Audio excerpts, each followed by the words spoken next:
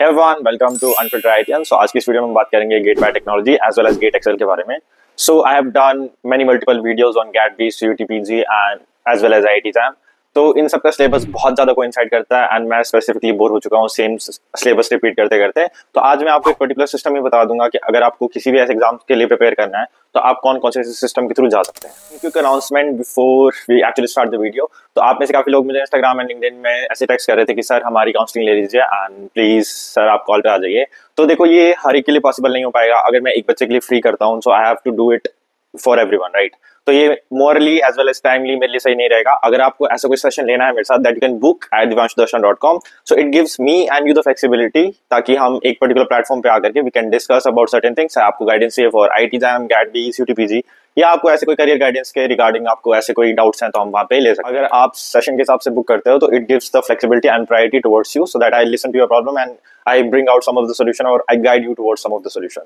So it saves both of us time as well as effort. Second thing is अगर आपको ऐसे कोई free study material या फिर अगर ऐसे कुछ चाहिए so you can go to divanshudarshan.com. वहाँ पे एक न्यूज़लेटर करके एक बॉक्स होगा बिल्कुल एंड ऑफ द पेज में. आप अपनी ईमेल आईडी डाल सकते हैं and I'm going to personally send you some of the free stuff. So do subscribe. जब हम IIT JAM, GATE B, CUT-PG या गेट BT एक्सेल का सिलेबस देखते हैं तो उसमें सबसे मोस्ट कॉमन पार्ट है बायोलॉजी. और बायोलॉजी में हर एक सब्जेक्ट में सेम है.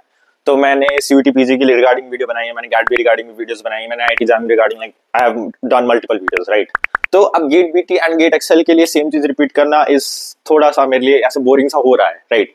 तो अगर आपको कोई भी ऐसा सिलेबस अच्छे से कंप्लीट करना है तो आप सबसे पहले कोइंसाइड करो कि कौन कौन सा सिलेबस किस पर्टिकुलर पार्ट में पूछा जा रहा है and you nail that subject forever, right. So for example biochemistry एक ऐसा सब्जेक्ट है जो आपके IIT जैम में पूछा जा रहा है, आपके CUT-PG में पूछा जा रहा है, गेट बी में पूछा जा रहा है, GATE XL as well as GATE BT में, right. So this is the common portion for all. तो आप ये चीज एक बार अगर कवर कर रहे हो तो आप इन सारे सब्जेक्ट के लिए एक बार वो कर लोगे, ठीक है. And then comes the general biology जिसमें माइक्रोबायोलॉजी, बायोटेक ये सब पार्ट आता है. तो ये सब उसमें पूछा जाता है. लेकिन जो मोस्टली जो डिफर करते हैं subject that are maths, chemistry as well as physics, right. अब जो गेट बी, IIT जैम जैसे सब्जेक्ट है तो वहाँ पे फिजिक्स पूछा जाता है, राइट. तो अगर आपने फिजिक्स पढ़नी तो आप दो सब्जेक्ट वहाँ पे इजीली कवर कर लोगे, राइट. लेकिन केमिस्ट्री जो है वो specifically GATE XL as well as आपके IIT जैम और इवन गेट बी में पूछा जाता है. अगर आप केमिस्ट्री कर रहे हो तो आप ये तीन एग्जाम्स के लिए बहुत इजीली कर लोगे. मैथ्स हर एक में नहीं पूछी जाती है, आपके IIT जैम में पूछी जाती है एज वेल एज आपकी गेट BT में पूछी जाती है, राइट. तो अगर आपने एक बार वो पर्टिकुलर सब्जेक्ट पढ़ लिया तो you are flexible for these two exams. तो ये वीडियो स्पेसिफिकली उन MSc वाले स्टूडेंट्स के लिए भी रहेगी जो मैथ्स से बहुत ज्यादा डरते हैं और वो GATE BT as a subject नहीं देते हैं, वो सिर्फ गेट एक्सेल देते हैं. अब मेरी एक बात समझो, जो गेट BT और गेट एक्सेल का सिलेबस वो ज्यादा डिफर नहीं करता है. आप सिर्फ मैथ्स देख के डर जाते हो. तो I am going to provide you with efficient syllabus जिसको अगर आपने कवर कर लिया so you will be able to cover 40 to 60% of the paper just by doing the biology. आपको मैथ्स भी पढ़ने की जरूरत नहीं है, आपको जनरल एप्टीट्यूड करने की जरूरत नहीं है. अगर आपने सिर्फ बायोलॉजी कर लिया आपको 40 to 60% सिलेबस बहुत इजीली कवर हो जाएगा. And GATE BT, GATE B, GATE IIT JAM या कोई भी ऐसा एग्जाम हो, अगर आप 50% ऑफ नंबर ले आते हो, यानी अगर 300 नंबर का पेपर अगर आप 150 लेकर के आ जाते हो तो you will be efficiently have a seat at any given scenario, ठीक है. तो जिस तरह गेट और GATE XL and GATE BT ये 100 मार्क्स के पेपर आते हैं, आपको अपने अंदर इतना कॉन्फिडेंस नहीं कि आप 50 मार्क्स नहीं ला सकते. तो एटलीस्ट उतना कॉन्फिडेंस रखो कि just based on the biology you will be able to cover 50% and rest we are going to complement by the other subjects, okay. So will start with the biology क्योंकि biology हमारा strongest forte है. एंड अगर हम किसी भी subject को अगर हम अपने स्ट्रेंथ के हिसाब से पढ़ेंगे तो it is going two gives us much more flexibility and much more discipline. क्योंकि अदरवाइज ऐसा होगा कि अगर आप कोई ऐसा टॉपिक उठा रहे हो जिसके बारे में आपको बिल्कुल आइडिया नहीं है एंड अगर आप उसको पढ़ने स्टार्ट करोगे या तो आपका इंटरेस्ट बनेगा अगर आप समझ पा रहे हो, अगर आपका इंटरेस्ट नहीं बन पाया, आप बिल्कुल नहीं समझ पा रहे हो, so you are going to leave the study and it happens. अभी आपके पास मोर देन 6 months है and I think you can nail this GATE BT, IIT JAM और any other exam, okay. So let's start with the general biology now. में सबसे important cover करने का जो सब्जेक्ट है that is biochemistry. I have repeated it so many times, लेकिन biochemistry करना is most important. अगर हम बायोलॉजी को अगर बिल्कुल अलग से असाइड भी कर दे, उसमें सिर्फ बायोकेमिस्ट्री का जो पार्ट है हर एक सब्जेक्ट में दैट कवर्स 20 to 40%. यानी अगर आप सिर्फ एक सब्जेक्ट पढ़ के चले गए तो आप 20 to 40% इजीली कवर कर लोगे. And also I started my biochemistry classes on Divanshu classes, so you can watch that. So link will be in the description as well as the channel home page, okay. So अब general biology में जब हम biochemistry में specifically बात करेंगे तो इसमें हमको बायोमॉलिक्यूल्स पढ़ना सबसे ज्यादा इंपॉर्टेंट है, जिसमें आते हैं carbohydrate, protein, lipids as well as nucleic acid and इनके मेटाबॉलिज्म के बारे में. आपको ये पढ़ना इसलिए इंपॉर्टेंट है क्योंकि यहाँ से हमेशा MCQ और MSQ में क्वेश्चन पूछे जाते हैं, okay, and the third important thing is कि आपको विटामिन करना बहुत ज्यादा इंपॉर्टेंट है। एंड विटामिन में आपको पता होना चाहिए कि किस पर्टिकुलर विटामिन का क्या फंक्शन है, और अगर वो फंक्शन फुलफिल नहीं होता तो वो कौन सी पर्टिकुलर डिजीज कोज करता है। यहाँ से क्वेश्चन कहीं नहीं गए, आप लास्ट 5 साल के क्वेश्चन पेपर उठा करके देख लो, लास्ट 10 साल के पेपर उठा करके देख लो, question from the vitamin come from here only. ठीक है, the second thing you need to have is action potential. अब एक्शन पोटेंशियल आपको पूरा पढ़ने की जरूरत नहीं है, आपको बस इतना पता होना चाहिए कि सेल के अंदर कितना एक्शन पोटेंशियल होता है, सेल के बाहर कितना एक्शन पोटेंशियल होता है, राइट। सो इसके वोल्टेज के डिफरेंस आपको पता होने चाहिए। यहाँ से क्वेश्चन जो बनता है वो सिर्फ एमसीक्यू के बेसिस पे बनता है और 1 या 2 नंबर का आता है। ठीक है, the another thing is you need to cover the photosynthesis, respiration and electron transport chain. और इलेक्ट्रॉन ट्रांसपोर्ट चेन के आपको इनहिबिटर्स के बारे में पता होना चाहिए। यहाँ से डायरेक्ट एमसीक्यू लेवल क्वेश्चन बनते हैं। ओके, तो जो सेक्शन ये होता है हमेशा वो एमसीक्यू फोकस्ड होता है और उसमें आई गेस 30 क्वेश्चंस आते हैं। अगर आपने ये 30 में से अगर आपने 25 क्वेश्चंस भी बहुत अच्छे से नेल कर दिए, you will be able to clear this GATE BT और GATE XL exam very efficiently. Okay, and जब हम बात करेंगे एंजाइम पार्ट में बायोकेमिस्ट्री में, तो एंजाइम पार्ट में आपको माइकलिस मेंटेन इक्वेशन करना बहुत इंपॉर्टेंट है, और ये हमारा कोइंसाइड करेगा हमारे सेक्शन 4 और सेक्शन 5 वाले बायोप्रोसेस इंजीनियरिंग से। अगर आपने माइकलिस मेंटेन इक्वेशन एक बार बायोकेमिस्ट्री में कर ली, काफी लोग जो है वो बायोप्रोसेस इंजीनियरिंग से इसलिए डरते हैं क्योंकि उसमें बहुत ज्यादा न्यूमेरिकल होती है, राइट। एंड आई नो कि अगर आपको अच्छे टीचर नहीं मिले हैं तो आप मैथ से बहुत ज्यादा डरोगे। In future I will try to bring some of the tutorials which makes the bioprocess engineering easy for you, but for now you have to cover this Michaelis Menten equation, enzyme inhibition, जिसमें आपके competitive, uncompetitive and non competitive वाला part होता है। और देख लो, मैं challenge करता हूँ, यहाँ से क्वेश्चन हमेशा आए हैं और हमेशा आते रहेंगे, क्योंकि this is very fundamental of the biochemistry. Okay, अगर वो बायोकेमिस्ट्री से अगर ये पार्ट नहीं उठाएंगे तो वो सेक्शन 4th या 5th से उठा लेंगे। आप गेट बीटी का सिलेबस खोल सकते हो साथ साथ, तो वहां पर भी सेम क्वेश्चन पूछे जाते हैं। ठीक है, सो डू दैट। अब जब हम बात करेंगे माइक्रोबायोलॉजी की, माइक्रोबायोलॉजी में सबसे पहले तो आपको डिफरेंस बिटवीन माइक्रो ऑर्गेनिजम्स के बारे में पता होना चाहिए कि बैक्टीरिया और माइक्रोप्लाज्मा में क्या डिफरेंस है, फंगस में क्या डिफरेंस है, वायरसेस में क्या डिफरेंस है, यूकैरियोटिक एंड प्रोकैरियोटिक सेल्स में क्या डिफरेंस है। तो आपको बेसिक डिफरेंस तो यहाँ पता होना ही चाहिए, right. And the second thing is microbial growth and उसके फंक्शन के बारे में, जो हमारा एक लॉग कर्व होता है, right, lag, log, saturation and death phase, वहां से क्वेश्चन हमेशा बनेंगे, और ये हमेशा न्यूमेरिकल वाले पार्ट में आएगा, क्योंकि जो आपका माइक्रोबियल ग्रोथ है हमेशा न्यूमेरिकल वाले पार्ट में पूछा जाता है, एंड सेम चीज आपके कोइंसाइड करती है आपके बायोप्रोसेस इंजीनियरिंग से। So that's why I am comparing the section 2 and the section 4 and 5। ठीक है, सो this is again the system because I have coincide the 2 of the syllabus, right. The very important for every subject, चाहे वो general biology हो, आगे हम animal BT के बाद बात करेंगे, जेनेटिक्स के बारे में बात करेंगे, कहीं पे भी डिजीज आ जाए ना, वो चीज पढ़ लो, किस पर्टिकुलर चीज की वजह से कौन सी डिजीज हो रही है वो पढ़ लो। सो फॉर एग्जांपल, इस पर्टिकुलर बैक्टीरिया की वजह से फिनाइलक्यूटिनिरिया हो रहा है, या इस पर्टिकुलर वायरस की वजह से एचआईवी हो रहा है, इबोला हो रहा है, व्हाटएवर, राइट। आपको ये चीजें पता होनी चाहिए, क्योंकि म्यूटेशन, म्यूटाजेनेसिस और डिजीजेस के बारे में बहुत ज्यादा क्वेश्चन पूछे जाते हैं, राइट। तो माइक्रोब सिस्टम के बारे में आएंगे तो आपको इसमें माइक्रोबियल डिजीजेस के बारे में पता होना चाहिए, आपको होस्ट पैथोजन इंटरेक्शन के बारे में पता होना चाहिए। एंड मोस्ट बच्चे गलतियां करते हैं कि वो इस सिलेबस को ऐसे पढ़ते कि that they have to give the written exam. ये रिटन एग्जाम नहीं है, ये एमसीक्यू और एमएसक्यू बेस्ड है। आपको अपने बेसिक्स को फायर करना है, राइट। बेसिक्स को इतना शार्प करना है ताकि अगर आपसे कोई क्वेश्चन पूछा जाए so you will be able to give that answer much more efficiently. यहाँ आपका एप्टीट्यूड चेक हो रहा है, यहाँ आपकी रीजनिंग एबिलिटी चेक नहीं हो रही कि आप कितने जल्दी आंसर दे पाओगे, ठीक है, कितना आप बड़ा पैराग्राफ लिख सकोगे। आपको पैराग्राफ नहीं लिखना, आपका एमसीक्यू, एमएसक्यू एंड नेट करना है, ये दिमाग में रख लो, ठीक है। तो उस हिसाब से अपनी स्टडी को फोकस करो, ओके। आपको और एंटीबायोटिक और एंटीमाइक्रोबियल रेजिस्टेंस के बारे में पता होने चाहिए और इनके फंक्शन क्या होते हैं, ठीक है, आपको इसके बारे में पता होना चाहिए। एंड जब बात करेंगे हम इम्यूनोलॉजी की, तो इसमें इनेट एंड अडैप्टिव इम्यूनिटी पता होनी चाहिए, एंटीबॉडी का कौन कौन से स्ट्रक्चर होते हैं एंड किस पर्टिकुलर एंटीबॉडी का क्या काम है और वो कहाँ पाई जाती है, आपको ये पता होना चाहिए। आपको इसमें हाइपर सेंसिटिविटी सबसे इंपॉर्टेंट टॉपिक है for all of the exams, right.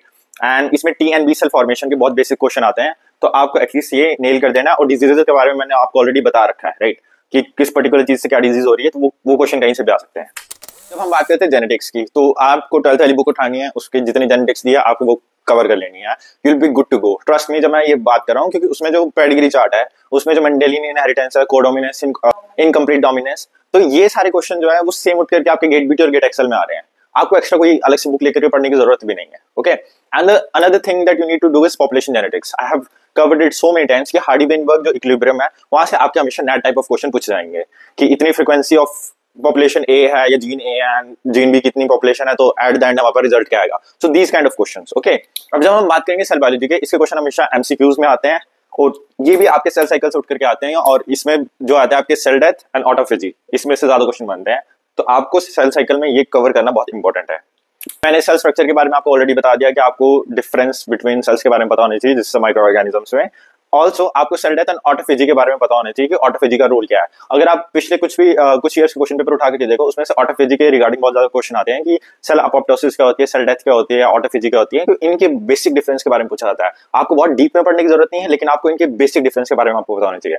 And जब हम बात करते हैं मॉलिक्यूलर बायोलॉजी की, मॉलिक्यूलर बायोलॉजी में अगेन आपको ट्रांसक्रिप्शन, रेप्लिकेशन, ट्रांसलेशन इनके बारे में तो पता होना ही चाहिए, लेकिन ट्रांसक्रिप्शन में भी आपको आरएनए स्प्लाइसिंग के बारे में पता होना चाहिए, कि क्वेश्चन हमेशा यहाँ से बनते हैं। और also there are different type of RNAs, जिसके बारे में आपको पता होना चाहिए किस पर्टिकुलर आरएनए का कौन सा काम है। यहाँ से हमेशा डायरेक्ट क्वेश्चन बन करके आएंगे।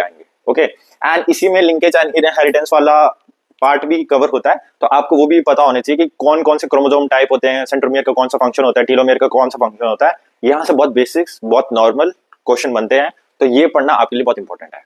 ओके, जब हम बात करेंगे, अब मैं सेक्शन 6 और सेक्शन 7 की बात करूंगा। पहले मैं सेक्शन 4th, 5th और जो सेक्शन 1 है जो मैथमेटिक्स है, वो मैं बिल्कुल लास्ट में डिस्कस करूंगा।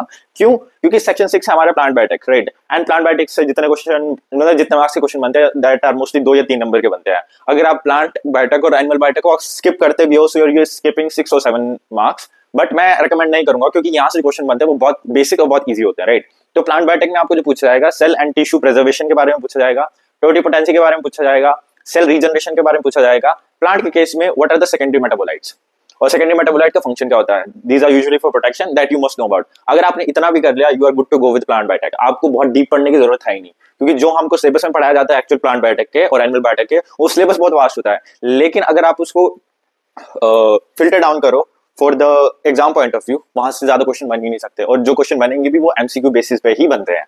ओके, एनिमल बायोटेक में जो आपको करना है वो hybridoma, knockout and knock in animals के बारे में आपको पता होना चाहिए कि इनके डिफरेंस, नॉकआउट और नॉक इन में डिफरेंस क्या होता है। ठीक है, इतना कर लिया, you are good to go. And also animal biotech से स्टेम सेल वाला पार्ट पूछा जाता है, जो यामानाका फैक्टर्स हैं आपके, तो वहां से क्वेश्चन डायरेक्टली बन जाते हैं कि कौन कौन से आपके यामानाका फैक्टर्स हैं। ऑल्दो ये हर साल नहीं आता, हर साल जो क्वेश्चन बनते हैं आपके हाइब्रिडोमा, नॉकआउट, नॉक इन और इन्हीं से बनते हैं। If you want you can nail this part as well. अब हम बात करेंगे सेक्शन 7 की, और ऑल्सो जो 4th और 5th का जो हमारे पास मॉलिक्यूलर टूल दिए गए हैं उसके बारे में। अगर आप सेक्शन 4 के मॉलिक्यूलर टूल उठा करके देखो, उसमें बेसिकली आपको क्रोमेटोग्राफी दी गई है, जिसमें आपके क्रोमेटोग्राफी के बीच में डिफरेंसेस होते हैं, like what is hydrophobic interaction chromatography, आपके पेपर क्रोमेटोग्राफी क्या होती है, आपकी साइज एक्सक्लूजन या जेल फिल्ट्रेशन क्रोमेटोग्राफी क्या होती है। यहाँ से जो क्वेश्चन है वो हमेशा डायरेक्ट बनेंगे, और यहाँ से क्वेश्चन आएंगे, राइट। अगर यहाँ से क्वेश्चन नहीं आएंगे, आपके यूवी स्पेक्ट्रोस्कोपी से क्वेश्चन आएंगे, आपके स्पेक्ट्रोमेट्री से क्वेश्चन आएंगे, एफटीआर, एनएमआर, यहाँ से क्वेश्चन हमेशा बनेंगे। तो आपको स्पेक्ट्रोस्कोपी कवर करना इंपॉर्टेंट है, क्योंकि ये जो टूल्स हैं यहाँ से डायरेक्ट क्वेश्चन हमेशा 4 या 5 नंबर के बनते हैं, जिसमें आपका पीसीआर भी आता है, northern, southern and western blotting के बारे में भी आपको क्वेश्चन पूछा जाता है कि किस पर्टिकुलर चीज के आइडेंटिफिकेशन के लिए हम कौन सा ब्लॉट यूज करते हैं, right. So then there is question for the DNA fingerprinting, site-directed mutagenesis as well as the gene transfer. Also microscopy आपको करना इंपॉर्टेंट है, क्योंकि यहाँ से इलेक्ट्रॉन माइक्रोस्कोप, फ्लोरेसेंस और कॉन्फोकल से डायरेक्ट क्वेश्चन बनते हैं, लेकिन जो मैक्सिमम क्वेश्चन आपके बनते भी है that is from electron microscopy. तो आपको ये पार्ट कवर करना बहुत इंपॉर्टेंट है। क्रोमेटोग्राफी के लिए जो मैं आपको एक हिंट दे सकता हूँ, क्योंकि उसमें से जो मैट्रिक्स यूज होता है, जितने भी क्रोमेटोग्राफी है, आपको उसके बारे में थोड़ा बहुत आइडिया होना चाहिए, क्योंकि क्वेश्चन डायरेक्टली मैट्रिक्स से बनते हैं या उनके प्रिंसिपल से बनते हैं। ठीक है, तो यही दो से आपके चीजें बनेंगी, एंड उनका फंक्शन क्या होता है दैट यू मस्ट नो। अगर आपको प्रिंसिपल समझ आ गया, you will be able to derive anything. And the second thing that you need to remember is the matrix. अगर आपने इतना पार्ट भी कर दिया, you are good to go with these techniques. जो आपके सेक्शन 7 में आपके जो कंप्यूटेशनल टूल दिए गए हैं, चाहे वो आप आज पढ़ रहे हो, चाहे आप बिल्कुल लास्ट में पढ़ रहे हो, मैं तो बोलूंगा उस पर्टिकुलर पार्ट को ही हटा दो अपने सिलेबस प्रिपरेशन के, क्यों वहां से सिर्फ 1 नंबर का क्वेश्चन बनता है, और सिलेबस उसमें दे दिए हैं like 10-15 topic which are not even essential. अगर आप बायोइन्फॉर्मेटिक्स करने लग पड़ोगे, या तो आप अपना दिमाग खराब कर लोगे, या आप अपना पेपर खराब कर लोगे, यही 2 ऑप्शन है। ठीक है, तो इसलिए वो चीज हटा ही देना। ठीक है, अब मैं बात करूंगा सेक्शन 4 में कौन कौन से इंपॉर्टेंट टॉपिक हैं, जो आपके बायोप्रोसेस और जो दूसरा whatever the name is, right। अब सेकंड 4 में जो इंपॉर्टेंट पार्ट है that is material and energy balance. यहाँ से क्वेश्चन हमेशा बनेंगे ही बनेंगे। ठीक है, stoichiometry, degree of reduction, theoretical oxygen demand, oxygen requirement and the KLA. यहाँ से क्वेश्चन जो बनते हैं that is from 8 to 15 marks. ठीक है, इसलिए ये पार्ट करना इंपॉर्टेंट है। In future I will bring up the videos and ये क्वेश्चन कैसे करते हैं। ये क्वेश्चन लाइक अगर अभी आपने सुना, क्योंकि आपने ये सब्जेक्ट शायद नहीं पढ़े होंगे, क्योंकि एमएससी में ये सब्जेक्ट नहीं पढ़ाए जाते, राइट। जिस बच्चे ने बीटेक करी है उसको थोड़ा बहुत आइडिया रहेगा, लेकिन मैं इनके ट्रिक्स एंड टिप्स लेकर के आऊंगा, and these are very easy topics अगर आप एक बार इनको समझ गए, राइट। एंड आपको जो सेक्शन 5 में भी जो करना है, और सेक्शन 5 और जो सेक्शन 1 जो बायो केमिस्ट्री है, उसमें मैक्सवेल्स मेंटेन इक्वेशन अगर आपने एक बार कर ली, you are good to go. And अगर आप continuous batch fed and fed process के बारे में अगर आप थोड़ा बहुत पढ़ सकते हो, then you will be good to go. अगर आप नहीं कर सकते हो उस पर्टिकुलर पार्ट को आप हटा सकते हो, क्योंकि इतने ज्यादा क्वेश्चन उससे नहीं पूछे जाते जितना मैंने आपको ये पर्टिकुलर टॉपिक्स दिए हैं, राइट। अब जब हम सेक्शन फर्स्ट की बात करेंगे, that is mathematics. I know काफी लोग डरते हैं, जो उसके स्पेसिफिक तीन जो सब्जेक्ट दिए गए हैं, that is linear algebra, calculus and differential equation. अगर आप ये तीनों कर सकते हो, you are good to go with GATE BT as well as GATE XL. और जो गेट एक्सेल में केमिस्ट्री में तो अलग से पूछा जाता है, I have already covered in my IIT exam part. तो गेट एक्सेल वालों आप प्लीज वहां जाकर वो वीडियो देख लो, क्योंकि I do not want to repeat it. क्योंकि केमिस्ट्री में हमेशा तो पूछा जाता है, हमेशा ऑर्गेनिक के आपके बेसिक्स पूछे जाएंगे कि अल्कोहल को ऑक्सीडाइज करेंगे तो वो कार्बोक्सिलिक एसिड बनाएगा, कार्बोक्सिलिक नहीं, अल्कोहल को ऑक्सीडाइज करोगे तो अल्डिहाइड बनाएगा, अल्डिहाइड को ऑक्सीडाइज करोगे तो वो कार्बोक्सिलिक एसिड बनाएगा। तो अल्कोहल को अब तुमने बहुत ज्यादा ऑक्सीडाइज कर दिया, तब जाके आपको कार्बोक्सिलिक एसिड मिल जाता है, राइट। सो यहीं से बहुत बेसिक्स के क्वेश्चन बनते हैं ऑर्गेनिक से। जब हम बात करेंगे इनऑर्गेनिक की, तो इनऑर्गेनिक में जो आपके क्वेश्चन बनेंगे वो फिजिकल केमिस्ट्री से बनते हैं, जिसमें आपके 3D ट्रांजिशनल एलिमेंट्स आ गए, आपकी इलेक्ट्रोकेमिस्ट्री आ गई कि इस पर्टिकुलर सेल में इतना ई नॉट है तो इसका ई नॉट सेल कितना होगा। सो क्वेश्चन लाइक दीज, ठीक है। तो आपको सिर्फ उतना प्रिपेयर करना है and you are good to go with any kind of chemistry. Also कभी कभार इसमें से ये भी पूछ लेते हैं कि कौन, मतलब एक पर्टिकुलर रिएक्शन हो रही है, उसमें अगर हमने जिंक डाल दिया, क्या वो रिएक्शन को फॉरवर्ड करेगा, रिवर्स करेगा। सो क्वेश्चन लाइक दैट अगर आप इतना कर सकते हो तो वेल एंड गुड। अगर जितना मैंने आपको इस वीडियो में बताया, so you will be able to clear the gate BT, gate Excel, gate B, IIT exam, any exam I'm saying. Okay, so you have to complete this part, complete at least biology, and you'll be good to go. And if this video helped, so do like as well as comment. Thank you.